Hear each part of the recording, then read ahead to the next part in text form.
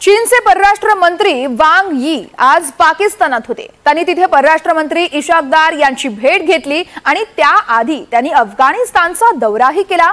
काही तासांसाठी का होईना पाकिस्तान, चीन आणि अफगाणिस्तान यांच्यात परराष्ट्र मंत्र्यांची शिखर परिषद झाली आणि याच बैठकीमध्ये पाकिस्तानने दहशतवादाच्या मुद्द्यावर तालिबानकडून सहकार्याची अपेक्षा व्यक्त केली आहे। चीन प्रत्येक वेळेस भारतानंतर लगेच पाकिस्तानकडे का जातो आणि त्याच्यावर भरोसा ठेवावा की नाही? अमेरिकेने टॅरिफच्या मुद्द्यावरती भारत आणि चीन या संदर्भात नेमका काय काय घडामोडी घडतात पाहणार आहोत या सविस्तर रिपोर्टमधून। डाव्या बाजूला चीनचे परराष्ट्र मंत्री वांग यी, उजव्या बाजूला पाकिस्तानचे परराष्ट्र मंत्री इशाक दार आणि मधोमध अफगाणिस्तानचे परराष्ट्र मंत्री आमिर खान मुत्तावकी। हातमिळवणीची ही दृश्य आहेत काबूलमधली। भारताचा 2 दिवसाचा दौरा झाल्यावर चीनचे परराष्ट्र मंत्री थेट अफगाणिस्तानला गेले। तिथे राजधानी काबूलमध्ये त्रिपक्षीय शिखर परिषद झाली। अफगाणिस्तानच्या सरकारी परिपत्रकानुसार बैठकीमध्ये विद्यमान राजकीय स्थितीसह आर्थिक परिस्थिती आणि विभागीय सहकार्य याविषयी सखोल चर्चा झाली। तर पाकिस्तानने जारी केलेल्या परिपत्रकानुसार व्यापार उदीम वाढवण्यासाठी तिन्ही देशांमध्ये चर्चा झाली। शिवाय दहशतवाद विरोधात कठोर भूमिका घेण्याविषयी देखील चर्चा झाली। वांग यी यांचा अफगाणिस्तान दौरा हा अत्यंत महत्त्वाचा ठरतो, कारण अफगाणिस्तान दौऱ्याच्या माध्यमातून चीनचा एकेकाळचा अत्यंत महत्त्वाचा मित्र पाकिस्तान आणि पाकिस्तानला अफगाणच्या भूमीवरून ज्या वेगवेगळ्या प्रकारच्या दहशतवादी संघटना परेशान करतायत, हल्ला करतायत, तर त्या अनुषंगाने अफगाणिस्तानवर दबाव टाकण्याचा प्रयत्न वांग यी यांनी केलेला आहे आणि अफगाणिस्तानच्या भूमीवरून तहरीके तालिबान पाकिस्तानला कुठलाही पाठिंबा मिळू नये, या दहशतवादी संघटनांच्या विरुद्ध कारवाई करावी यासाठी अफगाणिस्तानवर दबाव टाकण्याचं काम चीनने केलेलं आहे। चीनला CPEC पार्ट 2 म्हणजेच चायना पाकिस्तान इकॉनॉमिक कॉरिडॉरला आता अफगाणिस्तान पर्यंत घेऊन जायचंय। अफगाणिस्तानमध्ये असलेले वेगवेगळ्या प्रकारचे मिनरल रिझर्व्स असतील किंवा वेगवेगळ्या प्रकारच्या संसाधनांचा फायदा हा चीनला करून घ्यायचा आहे आणि म्हणूनच अफगाणिस्तानला आपल्या सोबत घेणं China Pakistan economic corridor phase 2 च्या अनुषंगाने चीनसाठी महत्त्वाचं आहे आणि म्हणूनच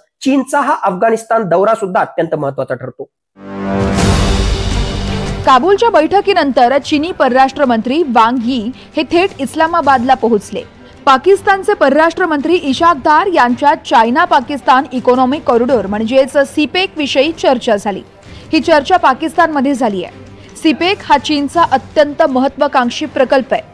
याद्वारे पाकिस्तानमधून थेट इराण आणि तिथून मध्य आशियातील आखाती देशांपर्यंत पोहोचण्याचा चीनचा प्रयत्न आहे। चायना पाकिस्तान इकॉनॉमिक कॉरिडॉरच्या पाकिस्तानमधील ग्वादर बंदर विकसित करण्यात येत आहे।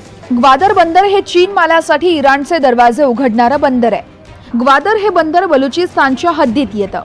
चीनला या बंदराचा विकास करण्याची परवानगी देणं बलोच लोकांना पटलेलं नाहीये, म्हणूनच CPECला बलोच लिबरेशन आर्मीचा तीव्र विरोध आहे। या विरोधाचा फटका पाकिस्तान आणि चीन दोघांनाही बसलाय।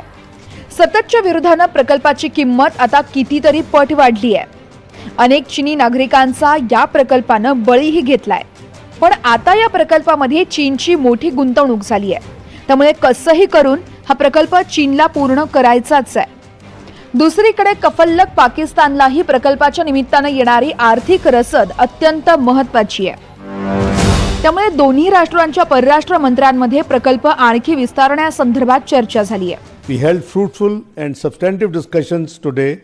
आमच्यामध्ये गंभीर विषयांवर अत्यंत सखोल चर्चा झाली। पाकिस्तान आणि चीन यांच्यातील सामरिक विषयांवर अत्यंत महत्त्वाची चर्चा होती। त्याचप्रमाणे आम्ही CPEC विषयी एकमेकांची मतं व्यक्त केली। व्यापार, गुंतवणूक आणि विज्ञान याविषयी देखील दोन्ही देशांमध्ये देवाणघेवाण वाढवण्याच्या दृष्टीने बोलणी झाली। जागतिक घडामोडींविषयी सुद्धा आम्ही या निमित्ताने बातचीत केली। Science and technology. या निमित्ताने चीनचं दुहेरी चरित्र पुन्हा एकदा उघड झालंय। अगदी 2 दिवसांपूर्वी वांग यी यांनी भारतात पंतप्रधान नरेंद्र मोदी, राष्ट्रीय सुरक्षा सल्लागार अजित डोभाल आणि परराष्ट्र मंत्री S जयशंकर यांची भेट घेतली होती। त्यानंतर जेमतेम 48 तासातच चीनचे परराष्ट्र मंत्री पाकिस्तानात पोहोचले। भारताने 3 महिन्यांपूर्वी केलेल्या ऑपरेशन सिंदूरमध्येही चीनने पाकिस्तानला सर्वोत्तरी सहकार्य केलं। त्यामध्ये चीनशी संबंध असावेत, पण त्यांच्याशी घट्ट मैत्री करणं धोक्याचं ठरू शकतं असं तज्ज्ञांचं मत आहे. वांग यी यांनी पाकिस्तानच्या या दौऱ्यामध्ये लष्कर प्रमुखाशी त्याचबरोबर राजकीय नेत्यांशी अत्यंत महत्वाची चर्चा केलेली आहे. एकूणच वांग यी यांचा अफगाणिस्तान, पाकिस्तान आणि भारत दौरा हा स्ट्रॅटेजिक बॅलन्सिंगसाठी आहे. एका बाजूला भारतासोबत राजनैतिक आणि आर्थिक संबंध सुधारणं, एकूणच भारतामध्ये ट्रम्प विरोधी एक प्रकारची जी भूमिका निर्माण झालेली आहे त्याचा चीनच्या अर्थव्यवस्थेसाठी फायदा करून घेणं, तर दुसऱ्या बाजूला पाकिस्तान आणि अफगाणिस्तान यांच्याशी आपली स्ट्रॅटेजिक पार्टनरशिप डेव्हलप करून चायना पाकिस्तान इकॉनॉमिक कॉरिडॉरच्या माध्यमातून आणखीन कशा प्रकारे चीनला पाकिस्तानमध्ये आपला पाय घट्ट करता येईल आणि अफगाणिस्तानच्या रिसोर्सेसवर सुद्धा कसा कब्जा मिळवता येईल, यासाठी वांग यी यांनी मागच्या काही दिवसांमध्ये विशेष प्रयत्न केलेले आपल्याला स्पष्टपणे दिसून येत आहेत. सध्या भारताच्या आर्थिक प्रगतीत खोडा घालणारा अमेरिका आणि भारताचा प्रतिस्पर्धी असणारा चीन दोघांचंही पारडं पाकिस्तानच्या बाजूने झुकलेलं दिसतंय. त्यामुळेच पुढच्या काळात भारतालाही चीनच्या बाबतीत ताकही फुंकून प्यावं लागणार आहे. Bureau report, NDTV Marathi.